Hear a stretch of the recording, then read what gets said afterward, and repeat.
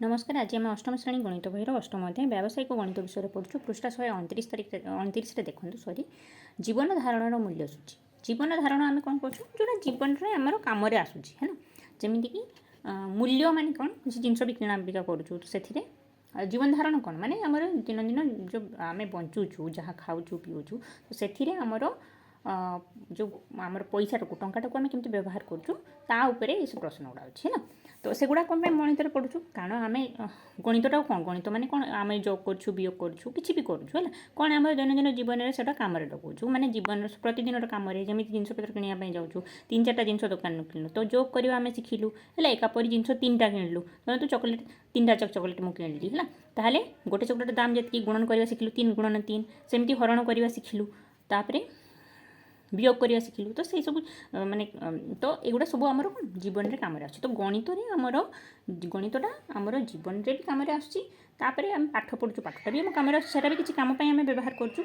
तो यही सबू आम जीवन धारण जो मूल्य सूची अच्छी से आम साधारणतः केमी जीवन जीवुँ कौन खाऊँ कौन पीऊँ केमी टाटा को व्यवहार करूँ है तो सूचकांक से अच्छी गोटे देखो कहूँ कौन जिनपतर दरदाम सहित आम परिचित अच्छु विभिन्न कारण कौन हुए दिन को दिन आमर जिनपतर दाम बढ़ी चले है देखो आम छोट थिला बेले टंके केते जिन मिलूला एवं गोटे टंकार केते जिन मिलूँ है तो से हिसाब से आम देखुँ जिनपतर दाम गुड़ा बढ़ी चलती है से 100 टंकार आम बहुत बेसी जिन कि पार्थ सान बेले कितु एवं 100 टंकार बहुत कम जिन मिलूँ कहीं जिन गोटे जिनर दाम बढ़ी जाती तो से जो आमर दाम जो बढ़ी चलती तो से आम कौन कर पुराणा दाम टाक आम हिसाब कर माने पुराणा दिन में 100 टंकार के जिन किणुलु एवं 100 टंकार के जिन किणुचु सो देखुचु पार्थक्यटा देखुचु तो से जिन को आम सूचकांक देखाऊ पुराणा दिन हिसाब से एवं जिनपतर दाम केते बढ़ी तो से सूचकांक को आम ये शिखा तो सूचकांक साधारणतः केते प्रकार थाए गोटे है मूल्य सूचकांक ताको कहूँ प्राइस इंडेक्स नंबर माने जिनपतर दाम उपर है आ गोटे परिणात्मक सूचकांक माने से 100 टंकार धरतु गोटे 2टा जिनस तेबे 10 वर्ष पूर्व के एवं के सेटा आम अच्छु मूल्य सूचकांक है तर परिणात्मक सूचकांक कौन परिणात्मक सूचकांक है धरतु 100 टंकार से के जिन मिलता एवं के जिन मिलूँ से आमर आसो है धरतु आ जीवन धारण मूल्य सूचकांक मैंने आम आमर जीवन में जहाँ भी जिन व्यवहार कर 10 वर्ष पूर्व आगुरी जिते जिन गुड़ा व्यवहार करूँ एवं जो जिन गुड़ा किणुचु तो आम माने जी पैसा खर्च करूँ से एवं के मिलूँ है मैंने सब प्रकार जिन माने एमती नुह कि माने गोटे प्रकार जिन सब प्रकार जिन तो एबे से जिनटा केते बढ़ी है सेटा को आम कहूँ जीवन धारण मूल्य सूचकांक आम यहीटा उपर ही पढ़ा है आगु तापर एबे देखंतु आगु को जीवा कौन कहूँ एक निर्दिष्ट वर्ग माने धरतु आप निज फैमिली है गोटे गोटे परिवार कथा कहूँ देखो गोटे परिवार कहूँ कौन से लोक मान विभिन्न समय तथा विभिन्न स्थान में मूल्य स्तर परिवर्तन करते हैं धरतु आज आम गाँव में अच्छु गाँव में गोटे जिनस आम किणुचु धरतु परिवा किणापी जाइचु कि चाउल किणापी जाइचु चाउल धरतु 20 टଙ୍କା kilo 20 KG sorry 20 rupees per kilo मिलूँ है गोटे केजी है गोटे केजी आमर 20 टଙ୍କା मिलूँ चाउलटा है चाउलटा यहाँ कौटी गाँव में आम जब से गाँव ये बड़ सहर को पलैबा है बड़ सहर से सामान चाउलटा है से सामान चाउल है सामान क्वालिटी है ये गोटे ही प्रकार चाउल है ये जो किणवे से 40 ରୁ 45 टଙ୍କା पड़ो है कौन पे ना आमर बड़ सहर में से ही सामान चाउलटार दाम बढ़ी जाऊँगी कौन पे कहीं बड़ सहर में अलग जिनसर भी सब दाम अच्छी से अलग जिनसर दाम हिसाब से आमर चाउल दामटा बढ़ी जाऊँगी कहीं चाउलटा गाँव में आमर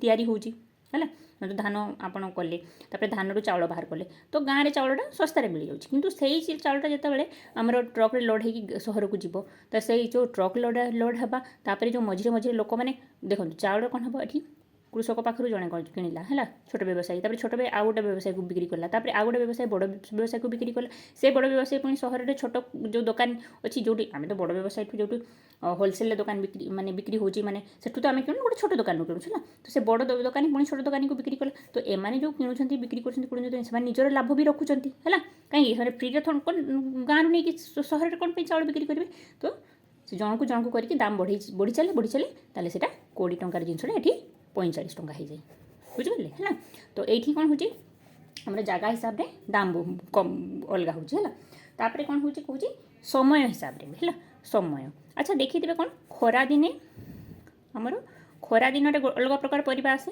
ଆଉ ଶୀତ ଦିନରେ ଅଲଗା ପ୍ରକାର ପରିବା ଆସେ ହେଲା। ଶୀତ ଦିନରେ କ'ଣ ଦେଖନ୍ତୁ ଫୁଲକୋବି ହେଲା, ଫୁଲକୋବି ସାଧାରଣତଃ କ'ଣ ହୁଏ ଶୀତ ଦିନରେ ବେଶୀ ଆସେ ହେଲା।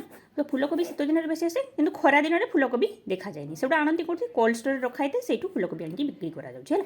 ତ ଦେଖନ୍ତୁ ଶୀତ ଦିନରେ ଆପଣ 10 ଟଙ୍କା 20 ଟଙ୍କାରେ ତ 10 ଟଙ୍କା ହେଲା, 10 ଟଙ୍କା ଭିତରେ ଫୁଲକୋବି ମିଳିଯାଏ ହେଲା। କେବେ କେବେ ତ ବହୁତ ଫୁଲକୋବି ହେଇଗଲେ ଯେତେବେଳେ ପଚିଯିବା ଷ୍ଟାର୍ଟ ହୁଏ ସେମାନେ 5 ଟଙ୍କା 2 ଟଙ୍କାରେ ବି ବିକ୍ରି କରନ୍ତି ହେଲା। ଗୋଟାକୁ ସେମାନେ 10 ଟଙ୍କାରେ ବିକ୍ରି କରିବେ, କିନ୍ତୁ ଖରା ଦିନେ ଯେଉଁ ଫୁଲକୋବିଟା କିଣିବେ ଆପଣ 50-60 ଟଙ୍କା ଲାଗିବ ହେଲା। ଧରନ୍ତୁ 50 ଟଙ୍କା, ଦେଖନ୍ତୁ କେତେ ଦାମ ଅଲଗା ହେଇଯାଉଛି, ଏଠି 10 ଟଙ୍କା ଏଠି 50 ଟଙ୍କା, ମାନେ ୟାର 5 ଗୁଣ ବଢ଼ିଯାଉଛି ହେଲା ଏଠି। ତ ଏଇଟାରେ କ'ଣ ଦେଖନ୍ତୁ ଏଇଟା ସମୟ ହିସାବରେ ଚେଞ୍ଜ ହେଉଛି, ଏଇଟା ସ୍ଥାନ ହିସାବରେ ୟାର ଦାମଟା ବଦଳୁଛି। ତାହେଲେ କ'ଣ କହୁଛି, କିନ୍ତୁ ସେଇ ଆମେ ହିଁ କିଣୁଛୁ। ଆଜି ଦେଖନ୍ତୁ ବାପା କିଣିବା ପାଇଁ ଗଲେ ହେଲା, ବାପାଙ୍କ ପାଖରେ ସବୁବେଳେ ତ ସେ ସମାନ ପଇସା ଅଛି ହେଲା। ତ ବାପା ଯେତେବେଳେ କିଣିବା ପାଇଁ ଯାଉଛନ୍ତି ହେଲା ପରିବା, ବାପା ଚାଉଳ ବି କିଣିଲେ ହେଲା, ଏଠି ଚାଉଳ କିଣିଲେ ଆଉ ଏଠି ପରିବା ବି କିଣିଲେ ହେଲା। ତ ସେଇ ସମାନ ମଣିଷଟା ବାପା ବି କିଣୁଛନ୍ତି ଏଠି ବି ଯାଇକି ସେଠି ବି ଯାଇକି ହେଲା। ତ କହୁଛି କ'ଣ ଗୋଟିଏ ପ୍ରକାର ଲୋକ ପାଇଁ ହେଲା, ଗୋଟିଏ ପ୍ରକାର ଲୋକମାନେ ଏଠି ଖାଲି ବାପାଙ୍କ ଉଦାହରଣ ଦେଇଛି। ତ ଗୋଟିଏ ପ୍ରକାର ମାନେ ଧରନ୍ତୁ ଯିଏ 10ରୁ 15,000 ଟଙ୍କା ଇନକମ୍ କରୁଛି ବର୍ଷକୁ ହେଲା।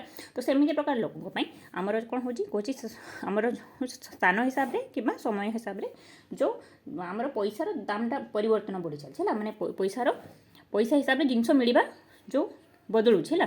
ଆମେ ଧର 100 ଟଙ୍କାରେ ହେଲା କେତେ ଜିନିଷ କିଣିପାରିଥାନ୍ତେ ହେଲା। ତ ସେଇ ସମାନ ଜିନିଷ ସେ କହୁଛି ମାନେ ସମୟ ଆଉ ସ୍ଥାନ ହିସାବରେ ଆମର ଯେଉଁ ମୂଲ୍ୟ ସ୍ତରରେ ପରିବର୍ତ୍ତନ, ମାନେ ପଇସାର ଯେଉଁ ପରିବର୍ତ୍ତନ ହେଉଛି ହେଲା।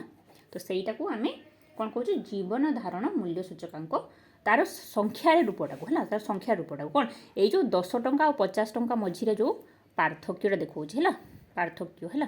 ତ ଏଇ ଜିନିଷଟାକୁ କ'ଣ କୁହାଯାଇଛି, ଏଇଠି ଏଇ ଜିନିଷଟାକୁ ସେ ଜୀବନ ଧାରଣ ମୂଲ୍ୟ ସୂଚକାଙ୍କରେ ଦର୍ଶାଯାଏ ହେଲା। କେମିତି ଦର୍ଶାଯାଏ, ଏବେ ତାର ଫର୍ମୁଲା ଅଛି, ସେ ଫର୍ମୁଲାଟା ମନେ ରଖିବା ଆଉ ସେଇ ହିସାବରେ କରିବା।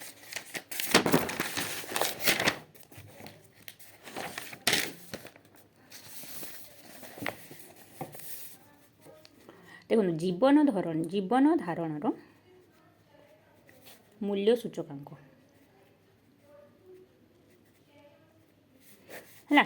ଏଇଥିରେ କ'ଣ କରାଯାଏ, ଗୋଟେ କୌଣସି ବର୍ଷ ହେଲା, ଗୋଟେ ବର୍ଷକୁ ନିଆଯିବ ହେଲା। ସେଇ ବର୍ଷ ହିସାବରେ ଏବେର କେତେ ଟଙ୍କା ହେଇଛି ସେଟା ଜଣାଯିବ ହେଲା। ତାହେଲେ ମୂଳ ବର୍ଷ ଗୋଟେ ରହିବ, ମୂଳ ବର୍ଷ ସେଇ ବର୍ଷ ହିସାବରେ ଏବେର, ମାନେ ଏବେରଟାକୁ କ'ଣ କହିବେ ବର୍ତ୍ତମାନ ହେଲା। ତ ବର୍ତ୍ତମାନର ଦାମଟାକୁ ଦେଖାଯିବ ହେଲା। ମୂଳ ବର୍ଷର ଦାମ ଆଉ ବର୍ତ୍ତମାନର ଦାମ, ଏଇ ଦୁଇଟା ବିଷୟରେ ଏଇଟାକୁ ୟା ଉପରେ ଏଇ ଦାମଟାକୁ ନିଆଯିବ ହେଲା।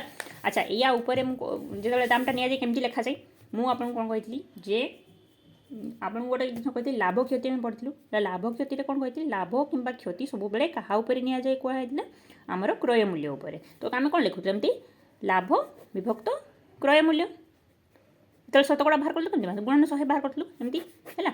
ତ ମୁଁ ଏବେ କ'ଣ କହିବି, ଆମର ଏଇ ଯେଉଁ ଜୀବନ ଧାରଣ ମୂଲ୍ୟ ସୂଚକାଙ୍କଟା ଆମର କ'ଣ କହୁଛି ଆମର ମୂଳ ବର୍ଷର ଦାମ ଉପରେ ଏବେ ଏଇ ବର୍ଷର ଦାମ ଉପରେ, ମାନେ ଏଇ ବର୍ଷର ଦାମଟାକୁ ମୂଳ ବର୍ଷର ଦାମ ଉପରେ କରାଯିବ। ତାହେଲେ ମୂଳ ବର୍ଷର ଦାମ ଉପରେ କରାଯିବ, ମାନେ କ୍ରୟ ମୂଲ୍ୟ ଉପରେ ବାହାର କରାଯାଏ, ମାନେ କ୍ରୟ ମୂଲ୍ୟଟା ହରରେ ରହିବ। ତ ମୂଳ ବର୍ଷର ଦାମଟା ହରରେ ରହିବ ହେଲା। ମୂଳ ବର୍ଷର ଦାମ ଆଉ ଏଠି କ'ଣ ହେଇଯିବ, ଏଠି ବର୍ତ୍ତମାନ ଦାମ ହେଲା। ବର୍ତ୍ତମାନ କିମ୍ବା ଯେଉଁ ବର୍ଷଟା ଦେଇଛି ହେଲା, ଯେଉଁ ବର୍ଷ ପାଇଁ ବାହାର କରିବା ପାଇଁ କୁହାଯାଇଥିବ, ଆଉ ଯେଉଁ ବର୍ଷର ଦାମ ଉପରେ ବାହାର କରିଥିବ, ୟା ଉପରେ ବାହାର କରିବା ପାଇଁ ଦେଇଛି, ମାନେ ସବୁବେଳେ କ'ଣ ମୂଳ ବର୍ଷ ଉପରେ ଦାମଟା ଆସିବ। ତ ମୂଳ ବର୍ଷଟା ଆମର ହରରେ ରହିବ ହେଲା। ତ ମୂଳ ବର୍ଷର ଦାମ ତ ରହିବ ହରରେ, ବର୍ତ୍ତମାନର ଦାମ ରହିବ ଲବରେ, ଗୁଣନ ଏଠି ହେଇଯିବ କେତେ 100 ହେଲା। ଆମର ଏମିତି ପଢ଼ାଉଛି।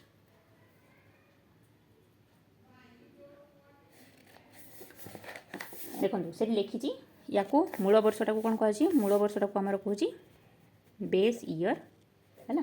ଆଉ ଏଇଟାକୁ ବର୍ତ୍ତମାନକୁ ଆମେ କରେଣ୍ଟ ଇୟର୍ ହେଲା। ବର୍ତ୍ତମାନ ବର୍ଷ ମାନେ ଏହି ବର୍ଷ ହେଲା, କରେଣ୍ଟ ଇୟର୍। କରେଣ୍ଟ ମାନେ କରେଣ୍ଟ 2 ପ୍ରକାର ହେଲା, 3 ପ୍ରକାର। ଆମେ ଇଲେକ୍ଟ୍ରିସିଟିକୁ ବି କରେଣ୍ଟ କହୁଛୁ, ଆଉ ପାଣିର ଧାରଟାକୁ ବି କରେଣ୍ଟ କହୁଛୁ ହେଲା। ନଦୀର ଯେଉଁ ବହିବା ଜିନିଷଟାକୁ ସେଟାକୁ ବି କରେଣ୍ଟ କହୁଛୁ। ଆଉ ଏଠି ଆମେ କରେଣ୍ଟ ମାନେ ବର୍ତ୍ତମାନକୁ ବି କରେଣ୍ଟ କହୁଛେ ହେଲା। ତାହେଲେ ଏଇଠି କରେଣ୍ଟଟା ବର୍ତ୍ତମାନ ପାଇଁ ବୁଝାଉଛି ହେଲା, ବର୍ତ୍ତମାନ ବର୍ଷ ହେଲା। ମୂଳ ବର୍ଷ ହେଲା ବେସ୍ ଇୟର୍। ତ ବେସ୍ ଇୟର୍ ମାନେ ଯାହା ଉପରେ କରାହେଉଛି ହେଲା, ମାନେ ମୂଳ ବର୍ଷ। ଆଉ ବର୍ତ୍ତମାନ ଦାମ ଆମର କରେଣ୍ଟ ଇୟର୍ର ରହିବ ହେଲା, ମାନେ ବର୍ତ୍ତମାନ ଯେଉଁ ଦାମଟା ଅଛି। ଏବେ ଗୋଟେ ପ୍ରଶ୍ନ ନେଇକି କରିବା ହେଲା। କ'ଣ କହୁଛି ଦେଖନ୍ତୁ, 1994 ମସିହାରେ ହେଲା କହୁଛି 1994 ଆଉ 2000 ମସିହାରେ ଆମର ଦେଖାଉଛି ହେଲା। ଆଉ ଏଇଟା କେମିତି ହୁଏ ଦେଖନ୍ତୁ, ଏଇଟା ହେଇଯିବ କେତେ ବର୍ତ୍ତମାନ ଦାମ ବିଭକ୍ତ ମୂଳ ବର୍ଷର ଦାମ ଗୁଣନ 100 ସମାନ କେତେ ଆମର ଜୀବନ ଧାରଣର ମୂଲ୍ୟ ସୂଚକାଙ୍କ ହେଲା। ତ ହେଇଗଲା କ'ଣ ଏଟାକୁ କୁହାଯାଏ ଜୀବନ ଧାରଣର ମୂଲ୍ୟ ସୂଚକାଙ୍କ ହେଲା। କେମିତି କରାଯାଉଛି ଦେଖିବା। ଧରନ୍ତୁ କହୁଛି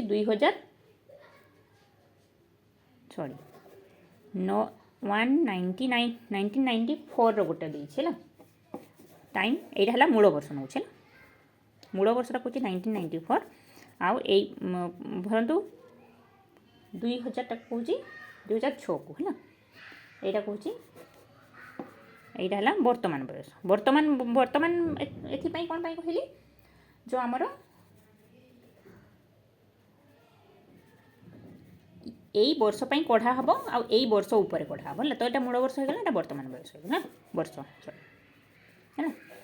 ତ ଧରନ୍ତୁ ଏଇ ବର୍ଷରେ 1994ରେ ଯଦି 100 ଟଙ୍କା ଥିଲା ହେଲା, ତାହେଲେ ଏବେ ଗୋଟେ ଜିନିଷର ଦାମ ହେଲା। ଧରନ୍ତୁ ଗୋଟେ ବହି ଅଛି ହେଲା, ବହି ତ କହିବିନି ଗୋଟେ ଜିନିଷ କ'ଣ ନେବା, ଗୋଟେ ଡ୍ରେସ୍ ଅଛି ହେଲା। ଡ୍ରେସ୍ ଅଛି, ଏଇ ଡ୍ରେସ୍ଟା ଧରନ୍ତୁ 1994 ଯଦି ମୁଁ କିଣିଥାନ୍ତି ସେଟା 100 ଟଙ୍କାରେ କିଣିଥାନ୍ତି। ଏବେ ଯଦି ମୁଁ କିଣିବି ସେଟା 146 ଟଙ୍କାରେ କିଣିବି କହୁଛି ହେଲା। ତା ଦାମ କ'ଣ ପାଇଁ ବଢ଼ିଯାଇଛି ସେ ଡ୍ରେସ୍ର ହେଲା, କାହିଁକି ଆମର ସୂତାର ଦାମ ବଢ଼ୁଛି ହେଲା। କାହିଁକି କପାର ଦାମ ବଢ଼ି ଚାଲିଛି, କପା କମ୍ ଚାଷ ହେଉଛି ଆଜିକାଲି, ସେଥିପାଇଁ ସୂତାର ଯେଉଁ ଲୁଗାପଟା ଅଛି ସେଗୁଡ଼ା ଦାମ ବଢ଼ୁଛି ହେଲା ପ୍ରତିବର୍ଷ। ତ ସେତେବେଳେ 100 ଟଙ୍କାରେ କିଣିଥାନ୍ତି କିନ୍ତୁ ଏବେ ତାର ଦାମ ବଢ଼ିକି 146 ଟଙ୍କା ହେଇଯାଇଛି। ତାହେଲେ ଏଇ ଜାଗାରେ କ'ଣ କରିବି, ମୋର ସେଇ 146 ଯେଉଁ ହେଉଛି ସବୁବେଳେ କ'ଣ ହେବ ଏଇଟା ଯେ 100 ମୂଳ ବର୍ଷ ଯେତିକି 100 ଟଙ୍କାରେ ଯେଉଁ ମୂଳ ବର୍ଷଟା 100 ଟଙ୍କାରେ ଏବେର ଦାମ ଯେତିକି ବଢ଼ିଛି ସେଥିରୁ ଆମେ କ'ଣ କରିବା 100 ବିୟୋଗ କରିଦେବା ହେଲା। ତାହେଲେ କେତେ ହେଲା ଏଇ 46 ଟଙ୍କା ଯେଉଁ ଆସୁଛି ଏଇଟା ହେଲା ଆମର ଏଇଟା ବଢ଼ିଛି ହେଲା। 146ଟା କ'ଣ ହେଲା ମାନେ 100 ଯୁକ୍ତ ମୂଳ ବର୍ଷ ଏଟା ହେଲା। ମୂଳ ବର୍ଷର ଦାମ ଏଇଟା ମୂଳ ବର୍ଷର ଦାମ ନା ହେଲା। 100 ଟଙ୍କା ସେ 1994 କିଣିଥାନ୍ତି, ଏବେ ବଢ଼ିଛି କେତେ ହେଲା, ଯେତିକି ବଢ଼ିଛି ହେଲା ହେଇଗଲା କେତେ 46 ଟଙ୍କା ବଢ଼ିଛି। ତାହେଲେ ଏଇଟା କ'ଣ ହେଇଯିବ 146 ହେଇଗଲା କ'ଣ ଏଇଟା ଜୀବନ ଧାରଣର ମୂଲ୍ୟ ସୂଚକାଙ୍କ।